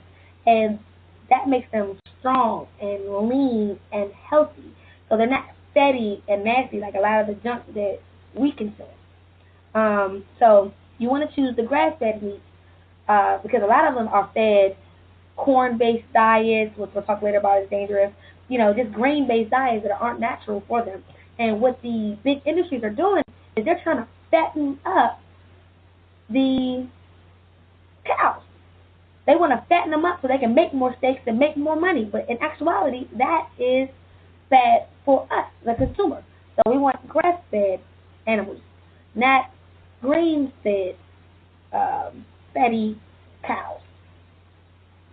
Farmers market, once again, I go to the farmers market for my produce, also for my meat, because chances are most of these local farmers, they don't have great big old feedlots and industrial feedlots. I'm telling you, if you look at some of the videos that I've looked at, you would never want to eat meat again. I'm not even going to go into depth about it, but the local farmers typically don't have cloned cows and things like that. I mean, they're cloning animals, and they don't legally have to tell us about it. So a lot of, if you go to the Giant and you're eating, you buy steak, you could be eating a cloned steak, a cloned cow. We have no idea in the long run what that's going to do to us. That's a man-made animal. Crazy, right?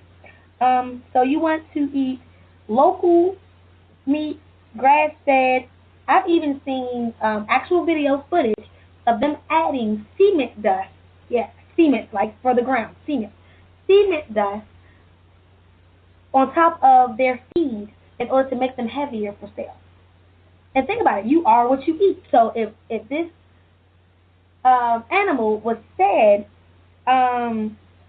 cement dust and they're fatty and they've been loaded with antibiotics and growth hormones in order to make them bigger and all this crazy stuff, then that's what we're consuming. That's why we're so huge now. Look at the kids.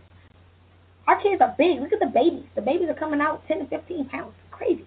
But that's because of this growth hormones and the stuff that are found in our food now. So you want to get all natural, grass-fed, free-range chickens and poultry and meat.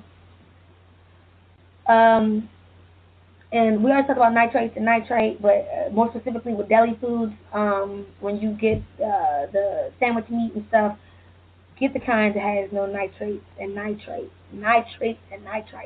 Keep messing up with that. Seafood. Same deal. You want to get wild caught, not farm raised. So the same way I said, free range, meaning that the meat, the cows and animals get to roll around, the chickens get to walk around, the turkey gets to walk around and get their exercise in. Same thing with seafood. You want the wild caught. You want the kind that can swim around the ocean versus the kind that's farm raised. So the analogy that I always use for my clients is if you think about a farm raised fish, think of it as being a couch potato. It's not getting exercise. It's not getting the exercise because it's not swimming around. If you got a big old crowded tank and there's nowhere really for your fish to go besides just to eat, it's not getting that exercise. So you end up with really fatty fish. And once meat started getting a bad reputation, everybody started, I don't eat red meat, then the seafood industry skyrocketed. But what people didn't realize, is farm-raised salmon is just as bad as eating a burger. It's fatty.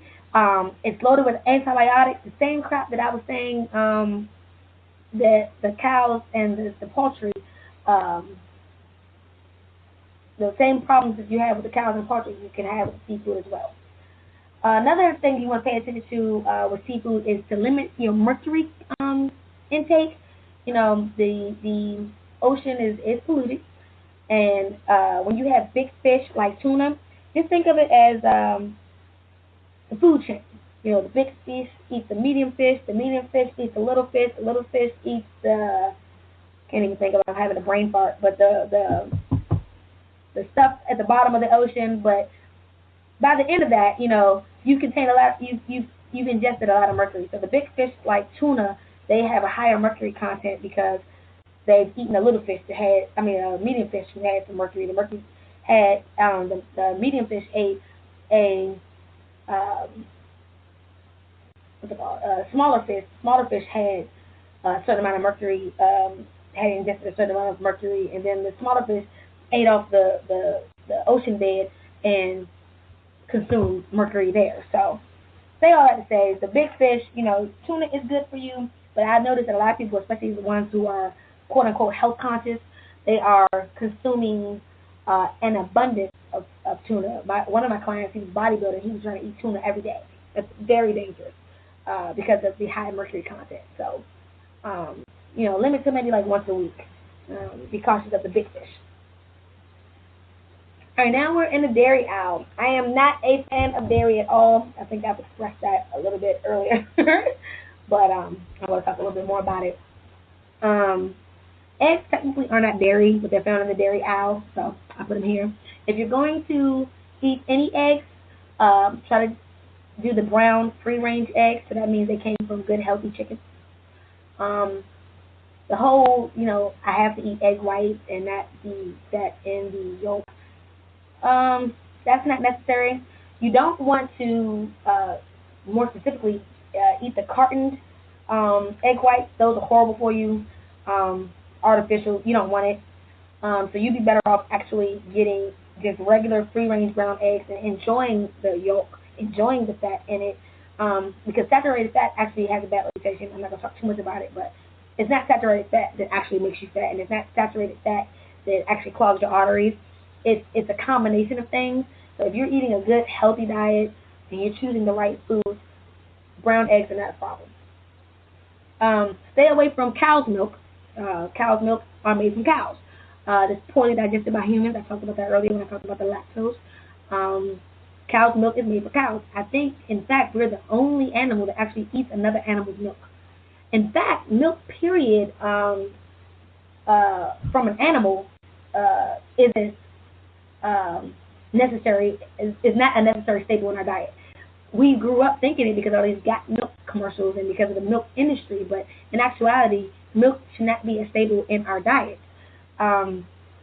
If you think about it, going back to nature, you know, I'm all about the holistic. I'm all about, you know, whole products. Whole foods.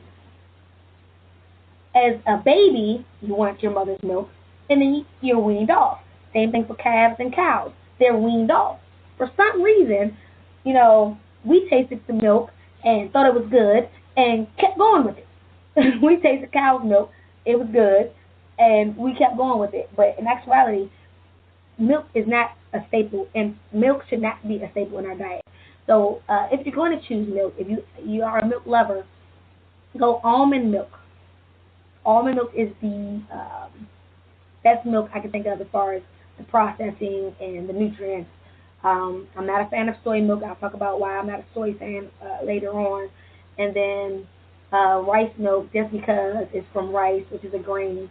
And I'm trying to make sure that you guys eat grains in moderation. Then I'm not a big rice milk fan either. But almond milk is pretty decent, and it actually tastes really great. I was never a dairy fan, so that was an easy transition for me. But if you want some on your cereal, go almond. Bad for your bones. It's bad for your bones basically because even though there's a lot of calcium in milk, and that's what the milk industry, pushes into your head. Just like I was saying earlier, you need a certain amount of magnesium in order to balance that calcium out. So if you have a lot of calcium and not enough magnesium, you're not properly digesting it. So it's not actually good for your bones. They did that study, and the areas who consume the most milk has the highest rate of osteoporosis. So don't believe the commercials. It is an advertisement. If you absolutely have to have milk, I don't like almond milk and I need my milk for my cereal, go organic at least, because once again, what the FDA approves is criminal. There's a certain amount of pus. Yes, actually pus. I know it's disgusting. I can imagine your faces. But there's a certain amount of pus that is allowed per, I think, cup of milk or per quart or whatever. And it's a lot. Actually, there's a lot of pus in milk. I can't remember the exact numbers, but there's a lot of pus. Growth hormones, antibiotics, same way I was talking about the meat. Anything that this cow is given comes out in the milk. Same way if a woman is breastfeeding, she can't drink alcohol, she can't eat certain things because it comes out in her milk. Exact same thing.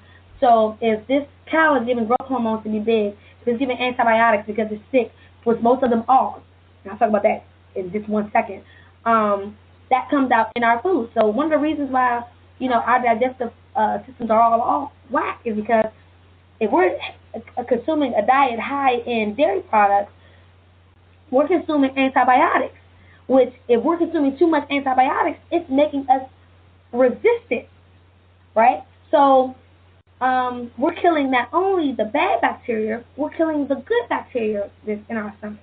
The stuff that helps us out, helps us fight disease and boost our immunity. We're consuming too much antibiotics. And the reason why the cows are getting so much antibiotics, or the reason why the poultry or whatever animal is being farmed is getting so much antibiotics is because once they go into a farm lot, once they're grow to a certain point and they're put in a feedlot, where basically all they do is eat and they're crowded and it's congested and it's they're basically fattening them up and preparing them for slaughter. Most of them cannot survive more than 6 months. They did a test. Most animals, once they reach that point and they're in the feedlot, they cannot survive longer than 6 months.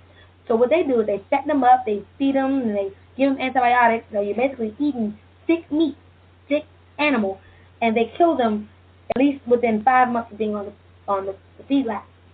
So basically, they're killing them right before they would already die. Insane, right? So you're eating sick meat. Imagine what that's doing to your body. You are what you eat. Yogurt is a little bit better than cow's milk only because it's fermented, which means that it has live cultures and the healthy bacteria that I was just talking about, the probiotics. I'm still not a super yogurt fan just because of the dairy, but if you're going to do it, Greek yogurt is best. Organic Greek yogurt is best. And a lot of people don't like Greek yogurt only because it's a little more bitter. But what I say is to get the plain Greek yogurt and then add your own fruits.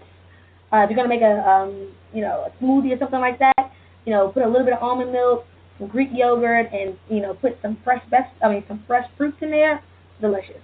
And that'll help you get the yogurt down. And if I am gonna have some dairy products, I'm going to the farmer's market once again. Okay. The bakery. Unless it is a cheap day, walk on by. There's nothing good for you in there. Nothing. Nothing but donuts and cookie and bad temptation. Walk on by. Do not go to the bakery. But if you are having a cheat day or, I'm not a sandwich fan, and like I said, I discussed that in my book. The reason why I'm not a sandwich fan is because one, it's a grain, and two, chances are you're going to combine a grain with a protein, which is not easily digested by the body. But I know there's a lot of sandwich fans that aren't going to quit just because of this one grocery store tour. So if you are going to make the choice to eat bread, choose whole grains, not whole wheat. Reason why I say this is whole wheat, it can say 100% whole wheat on it, and it still can contain high fructose corn syrup and a whole bunch of other junk. Usually the whole grain ones are the more natural. There's no refining process. There's not a lot of added stuff to it. It's a good source of fiber. It doesn't cause that blood sugar spike. But whole wheat can still be refined and just like the white products, right? So you want to stay away from whole wheat and instead go whole grain. Make sure you read those ingredients in your breads too, because even the ones that are like, well, it's triple fiber, we added this fiber, but like I said, they'll still have artificial sweeteners, and you don't want it. Next, you're in the canned food aisle. Canned food aisle is pretty simple. Canned food isn't horrible for you. The problem is it contains a lot of preservatives, specifically salt. So if you're going to go for canned goods, take the knowledge that we've already talked about. Make sure you choose one with the least amount of junk in it, and you want to get the no added salt version, because the added salt is the danger. Most of the canned foods are higher in sodium than frozen or fresh. Now, as far as fruits and vegetable goes, as far as nutrient density, you always want to go frozen before canned. But I understand, earthquakes and natural disasters and stuff, so it's good to keep canned foods close. So I'm not saying do not shop canned goods at all, because, canned goods, just in case of an emergency, you need those. But make sure that you get ones without a lot of salt and without a lot of drama. Specifically, you want to go organic, and, you want to get the products that are in their own in their own juices. When it comes to fruit, you want to get meat and water, not meat and oil, like sardines and stuff like that. So those are things you want to pay the most attention to when in the canned food aisle. Frozen. Be wary of frozen dinners pretending to be healthy. Like I was saying earlier, healthy choice, lean cuisine. Madness. You do not need it. You do not want it. If you look at, like I said, once again, take all that we learned earlier, the nutrition facts, and just look at them, and you will be like absolutely disgusted. The more I learn, the more I just want to live on a farm and farm my own animals, just because, and grow my own garden, just because of all of the additives and craziness in these quote unquote healthy products. You think you're doing good, and you're really not. So just be cautious. There are some good ones, but like I said, if you can't pronounce it, you can't spell it, stay away from it. It will be better for you, if you're a person like, okay, well, I need it because I'm on the go. Me, at one point, I just recently in 2013 changed the way I ran my company. That's why I'm doing more info products now, so that I'm not running around like a chicken with my head cut off. And when I do have those days where I'm running around with a chicken like a chicken with my head cut off, I keep snacks and stuff handy, so I'm not so tempted to eat bad stuff. But one of the things I learned is cook multiple meals whenever you have time. So say Sunday is really your only down day. You want to make at least 3 to 4 meals on Sunday and freeze them yourself. That way you have frozen foods, frozen dinners, frozen meals throughout the week without having to buy healthy choices or lean cuisines or smart choice or whatever other, fake me out good one. Kashi isn't good. Kashi makes genetically modified soy. Like I said, it's a lot of fake me outs. Now, ones that I do like are Cascadian Farms. Like I said, once again, if you look at Cascadian Farm, you usually can see what ingredients are in them. There's another one I like that's frozen. I get Cascadian Farm. Another brain fart. All right, well, whenever I think about it, I'll come back to it. But there's certain healthy frozen foods, and you pretty much can just find out based on what the ingredients are. The reason why fruits and veggies are good frozen is because you don't lose as much nutritional value as you do with canned. So next to fresh, frozen is best. Oh, that rhymes. I didn't do that on purpose. Okay, the dry packaged foods. Oh, this is the drama, mama. This includes cereals, pasta, rice, and more. Basically, this is the grain aisle, if you think about it. You want to avoid or limit at least corn-based products. I had no clue, and this is fairly new to me, like over the last 2 to 3 months, that so much of our diet is corn-based. I guess that's why you see cornfields everywhere when you go to the country. It's the money maker. Corn is cheap, and corn is everywhere. The problem with corn is a lot of people think that corn is a vegetable. Aha. It is not. Corn is a grain. Believe it or not, corn is a grain. So Remember, I was saying that we should be eating our grains, even whole grains, in moderation. So if corn is found in everything, I mean, high fructose corn syrup, cereals, any of the bars, protein stuff, everything, um, it will contain corn, cornstarch, corn flakes. Everything has corn in it. So you want to try to avoid corn-based products, even for animals. Like I said, and I mentioned earlier, I said that we survive mainly on carbohydrates for energy, and I was saying that animals survive, or not animals, but like dogs, are mainly carnivores, and they survive on meat. If you look at their food, puppy chow, corn based, and that's bad for them. That's why a lot of them end up with these human diseases like cancer and stuff, because or digestive problems, because they're eating corn based diets which aren't healthy for them, nor is it healthy for us. Our bodies are not meant to survive on a grain based diet. Carbs, yes. That means fruits and veggies. Grains, no. Grains should be limited. So everything we eat should not contain corn. Also, corn is very sweet naturally, and it converts to glucose very quickly in the body, and it's a simple carb. So you don't want to eat a diet high in corn for that point alone. Um, Diabetics especially, stay away from corn flakes, stuff like that. It's dangerous. Even if you're not getting the frosted version or you're not adding sugar, it's still naturally a lot of sugar, and it's naturally going to spike your blood sugar in the body. Also, um, you might hear my dog bark. I think the mailman's coming. But also, corn, just like most grains, they naturally contain a high amount of anti-nutrients. The one I'm specifically going to talk about is phytate, which is an anti-nutrient that binds to certain minerals, zinc specifically, which is very important to our immunity, our immune system, and they make it hard to digest these nutrients. So think about, okay, you're eating cornflakes, and then they've added zinc to the cornflakes, but because of the high phytate content in this food, which of course is not listed, we can't even digest this stuff properly. Now they do go through processes to make the grains more edible, specifically the corn and legumes, soy. There is a process, but if you hear the process, you won't want it. They actually dip some of our products, some of our grains, into acid in order to remove the anti-nutrients from the outer layer of the grain. So most of these corn-based products are genetically modified.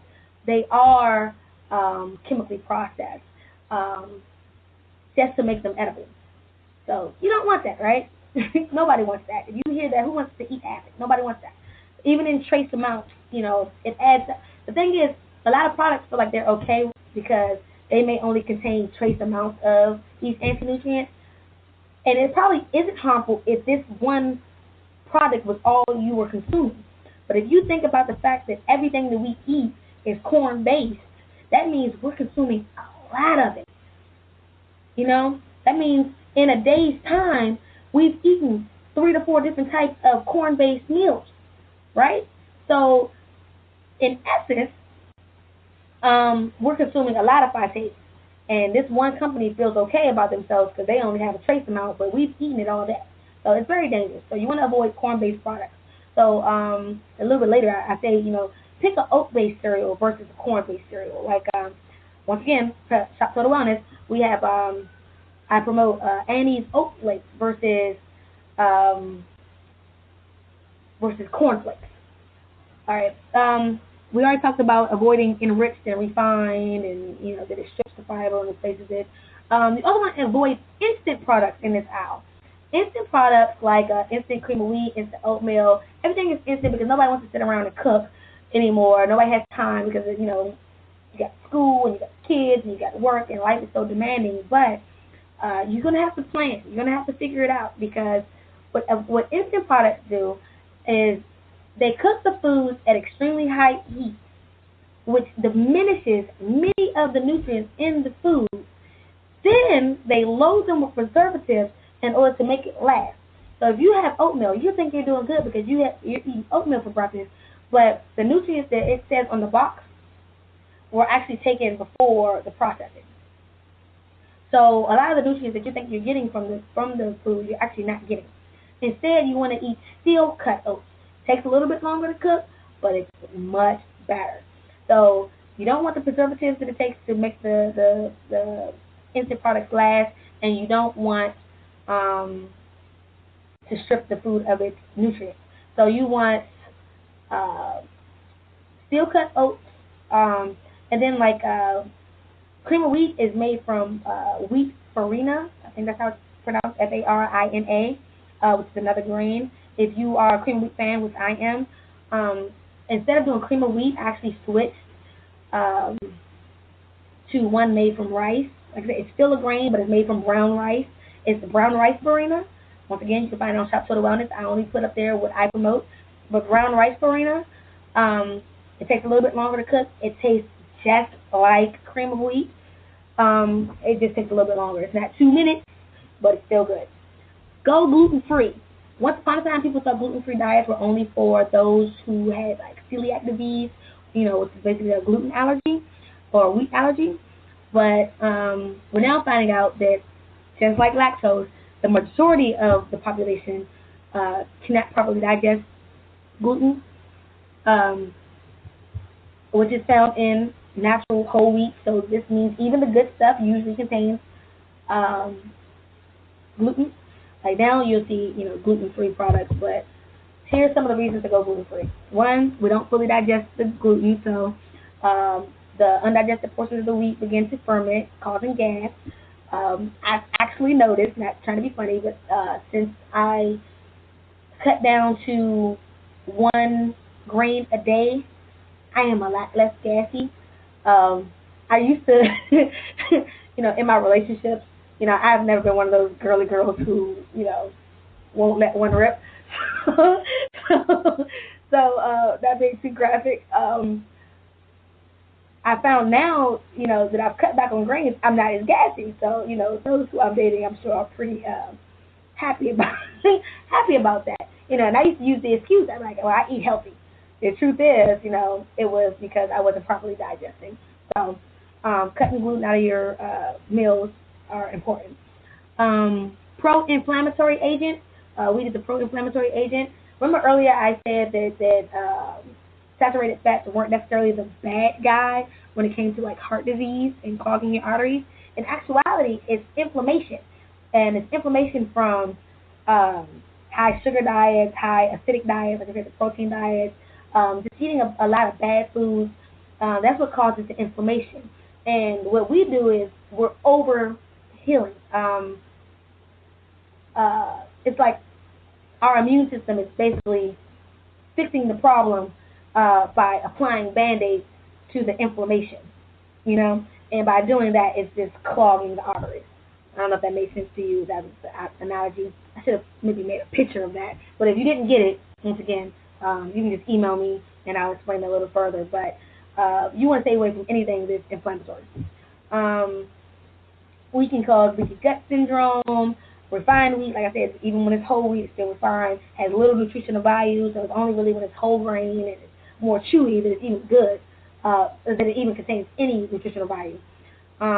It's one of the top 8 allergens. Like I said, most Americans cannot, well, not most Americans, most people, most humans cannot properly digest gluten. So it's just better safe than sorry. If 1 in 100 has celiac disease, then what's if there's no nutritional benefit, and in fact, wheat has anti-nutrients, what's the real point? What's the point of making it a staple in your diet? It's no good. So you can use it as a cheat meal here and there. I'm all for indulging. Like I said, in my book, I actually allot cheat meals, at least once a week. So I'm all for that. I'm not saying cut everything out and just be super anal about what you eat. But I'm just saying don't make it a staple in your diet. All right, baking items. Choose healthy oils Extra virgin olive oil is the only oil that I will cook with. The reason being is it's stable in high temperatures. By that I mean a lot of oils like vegetable oil, soybean oil, canola oil, whenever it's cooked at higher temperatures, um, it actually changes its chemical structure, becoming dangerous. Some of them naturally can become trans fats, which earlier I told you were damaging to our cells. So you don't want um, to consume vegetable oil, even though it got the name vegetable. Do you think it's good? They're very slick. No vegetable oil, soybean oil, canola oil.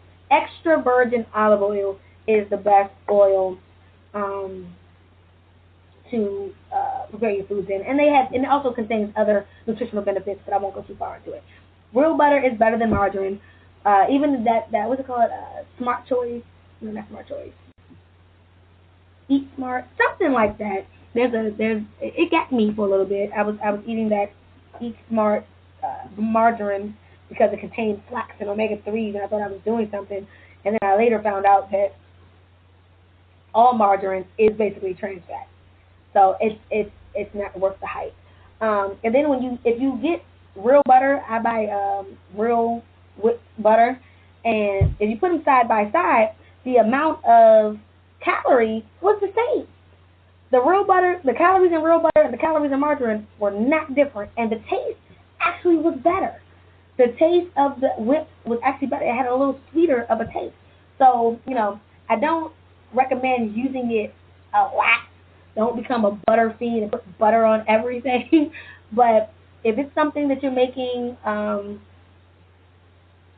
it calls for butter, it's better to use butter than margarine. Uh, don't go saturated crazy too much is dangerous. Okay, yeah. So that pretty much is that. Let me go back. I want to talk a little bit more. I don't know why I just talked about oil. Flour. You don't want to get white flour. It's refined. Something that I've gotten recently hip to is coconut flour. I cook everything in coconut flour. And there's also like brown and things like that. Flaxseed. So in the baking aisle, you just want to go as natural as possible. But coconut sugar, coconut flour are really good, and brown baking items are the best versus anything refined. You want to get anything that's natural. Condiments. We briefly talked about how high fructose corn syrup is in everything, and there's also a lot of salt added. So go organic as much as possible when it comes to condiments, just because so much is added to it, and be very conscious of preservatives because most condiments, ketchup, barbecue sauce, are loaded with that. And you also want to be cautious of the calories because a lot of times you're like drowning your food in these condiments and not realizing that those little calories add up too. It may be 20 calories. I'm looking at ketchup right now. It's 20 calories per tablespoon. So if you had French fries and a burger, you're gonna have at least about 4 or 5 tablespoons. So that's adding about 100 calories to your meal. So be cautious of that as well. Um, the other day, and I posted on my Facebook page, my Total Wellness Facebook page, which is www.facebook.com/Total Wellness LLC. I give like tips daily, whether it's exercising tips or nutritional tips. But the other day I was talking about mayonnaise. Um, Safflower mayonnaise is the best. It tastes the best. You don't want to get mayonnaise, which is soy based. You don't want to get 100% real mayonnaise because it's nothing but fat and no nutritional benefit. So safflower at least is nutrient dense, and of course they add omegas and flax and everything to help ease your digestion. Dressings. Dressings have the same problem as condiments. Added sugar, added salt. So you want to eat all these in moderation, but you want to choose brands. Once again, take everything you learned before, where there's not a lot of preservatives, there's not a lot of additives, and you still want to eat in moderation. For salads, of course, making your own is good. With actual vinegar and stuff is good, or using extra sorry, not extra virgin olive oil. What's it called?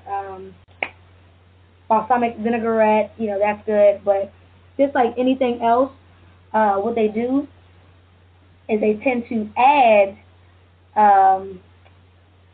what's it called? Sweeteners to it to make it taste better. So you still want to just don't grab any vinaigrette. They got raspberry vinaigrette, and they're getting crazy now with all the flavors, which is good, to give you variety. But you want to make sure they're using natural fruits and stuff to add to the meal to add to the product versus adding artificial stuff, artificial flavors. Beverages. Say no to sodas, especially diet. We talked about it earlier because they contain artificial sweeteners. But just by cutting sodas alone, just because of the sugar, oh my God, Pepsi. Like remember, I talked about 25 grams of sugar earlier.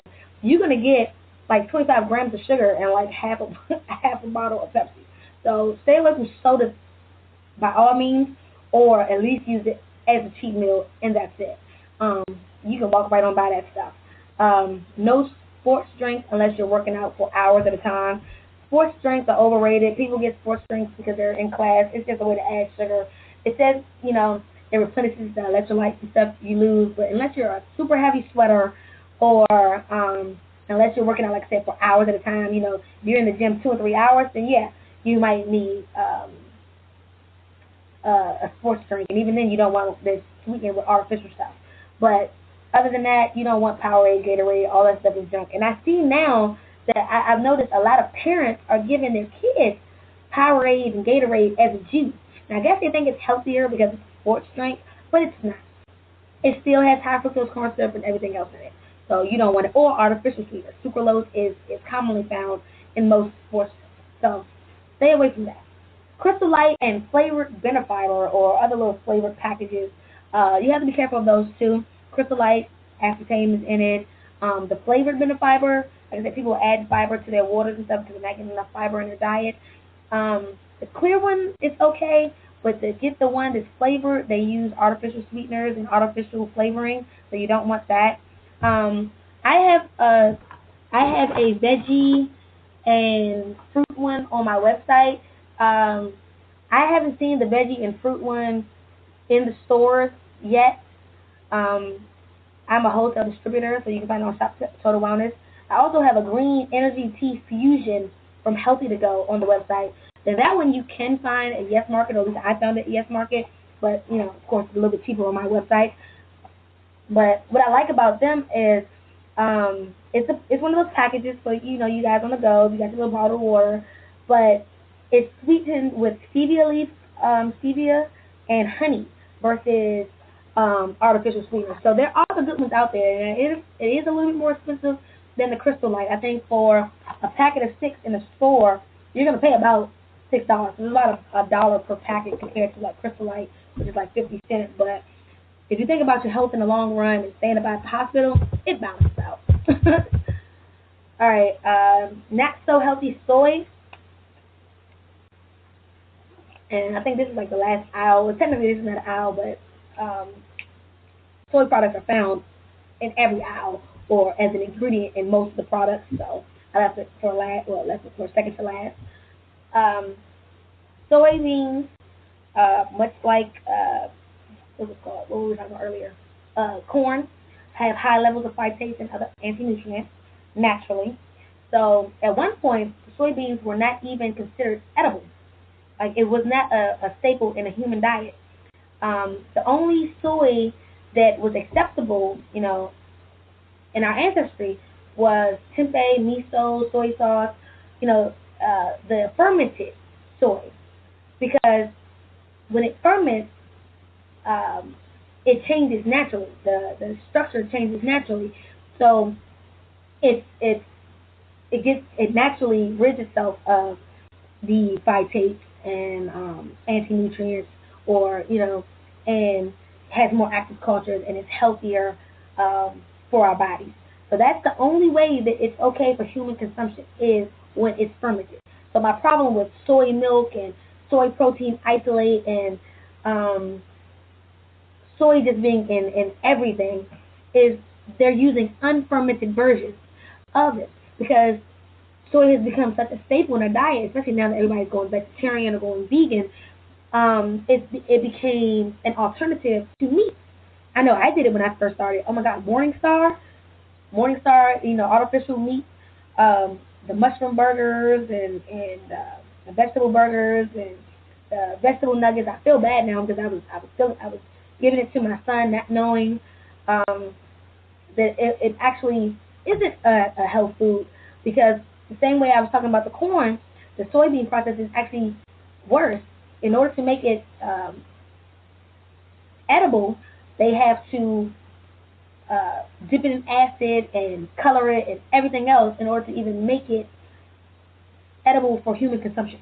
So you want to stay away from soy, and I think the last study said that 90% of the soy, or somewhere along the lines, 95% of soy products in the United States are genetically modified. So in order to make it edible, they're genetically modifying and dipping it into acid.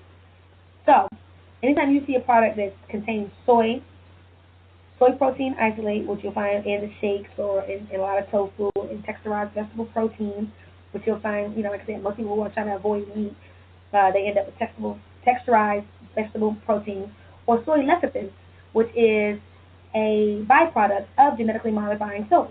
So if you see a product that has soy lecithin, which you'll find in so much, now that you're reading ingredients, you'll be surprised. But it's all a byproduct of genetically modified soy. So if you look at kashi, you'll see that because it uses genetically modified soy versus good old natural fermented soy. So miso, soy sauce, tempeh, you keep on eating that stuff, but um, steer clear of the three I listed below. All right, so we're at the end. We're cleaning out the kitchen. Print is super small because I was trying to get everything on this. This is just reinforcing everything. So I want you to go through your kitchen, find all your Slim Fast shakes, and find all of your fat-free products and your protein bars that contain soy lecithin, soy protein, and your reduced sugar desserts, uh, jellos and stuff like that, your diet sodas and chips, and your refined canola oils and corn and soybean oils, sunflower oils. You want to get rid of all that. Your Crisco, your sugary cereals, and your corn-based products. Clean out your kitchen, dump it, and then go shopping. Go shopping this weekend. All right. So what's next? Order your copy of the book I mentioned several times, From Potbelly to Flatbelly. The reason why I say get the book is because whenever you're starting a new way of eating, whenever you have this knowledge and you know what to avoid in the grocery stores now, you know where to shop, you know where to get the good stuff, but you still need to know. Well, let me step back. First thing you want to do is detox, because the point of the matter is, for however long you've been eating like this, in my case, I'm 28, so at least 26 of my years I was eating junk. Um, you need to cleanse. The average American carries around 5 to 10 pounds of undigested fecal matter in our colon. We, as I mentioned earlier, most disease and stuff comes from there. So if you start eating healthy tomorrow, it doesn't mean that everything's going to clean on its own. Because what happens is, if you have any parasites or anything like that in your body, which a lot of us do and don't know it, your parasites eat your nutrients first and give you the leftovers. That's insane, right? But it happens. So when you're eating a new healthy diet, you may not be able to absorb all the nutrients from your food. You may not be able to take in all the vitamins. Once you start taking your multivitamins, you might end up urinating a lot of it out, or wasting a lot of it. So first thing you want to do is detox, and there's an excellent 7-day detox in the book.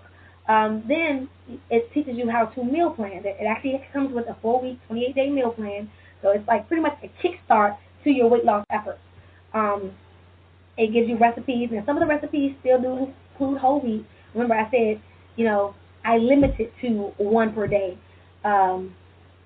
I haven't completely eliminated it from the diet. So if you're one of the people who want to completely eliminate it, and you just want to go cold turkey, more power to you. But this is the 28-day kickoff, and so it's not so strict that you can't eat any of the things that you're used to eating. You're just going to eat whole grain sources. Um, It also gives you workouts, actual demonstrations and everything, which workouts to do on which days. And I mean, we got excellent results. People have lost a lot of weight and changed their entire life. It teaches you about proper food combining, which I mentioned a couple times. How you're not supposed to combine certain proteins with certain starches, and it gives you the guidelines on that. I talk about how you cheat and still are successful in your meal plan, so that way, if you want to eat a pizza on a Saturday, you still can, and it's actually good for you. It actually will balance out your leptin levels, which I think we talked very briefly about, how cheating can give you, can balance out your hormones, what supplements to take, because we talked about what foods to eat, but even if you're eating everything right, you still want to supplement your diet with more nutrients, and it's just more covered in there. So you want to go shop Total Wellness. It's only about $20, and change your lifestyle. Uh, Last but not least, we have the Green Lunchbox, which is the new service that I'm introducing slowly but surely into Total Wellness, where some of you guys are super busy, and even though you've taken a lot from this, you don't have time to shop, or sometimes reading the ingredients. I mean, I know for myself personally, I know now which foods are which, and I can go and just pick things up because I know the brands. But when you're first starting off, it can be very tedious. You can be like, oh my God, I'm in the grocery store for 2 hours because I couldn't decide what mayonnaise to get, or which rice to get. This every cereal in here is corn based. What do I get? So the Green Lunchbox is pretty much based on your nutritional analysis, your nutritional goals. Whether it's to lose weight, gain weight, or just make healthy changes. I give you a nutrition analysis. You tell me all the foods you like, foods you don't like, any allergies you have, and I handpick, me specifically, I handpick the healthy foods for you, and it's all fresh. So it's kind of like a fresh version of Nutrisystem. So everything's picked out for you except for dinner. Dinner you're on your own, but your dinner, because you also get a meal plan, so your dinner you'll know what to make. And so the healthy lunchbox consists of your breakfast, the lunch for work, and your snacks. So your healthy fruits, your healthy bars, like I like Rise Bar, Lar bars, all the ones that don't contain a lot of additives, genetically modified stuff. They're all mostly organic or all natural, gluten-free. Everything that we talked about today is kind of done for you. At least that way you can kind of sample out the products and see what you like and what you don't like. So, anyway, if you're interested in learning more about the Green Lunchbox, email admin@totalwellnessdc.com. And several times, when I started speaking fast, or if there was anything that you did not understand, feel free to feel free to email me, admin@totalwellnessdc.com, and I will, get back to you within 24 to 48 hours with the answers. And that's basically it. So any questions you have or anything that I discussed today, just feel free to ask. Thank you so much for your time. I hope this helps. I hope you guys go out and make super healthy decisions. And be sure to, tell your friends and family, pass the word on, tell them to go shop Total Wellness, tell them about Killer Candace and, the boot camps and everything else that we have going on. All right? Yours in health, Candace. And how do I get out of here?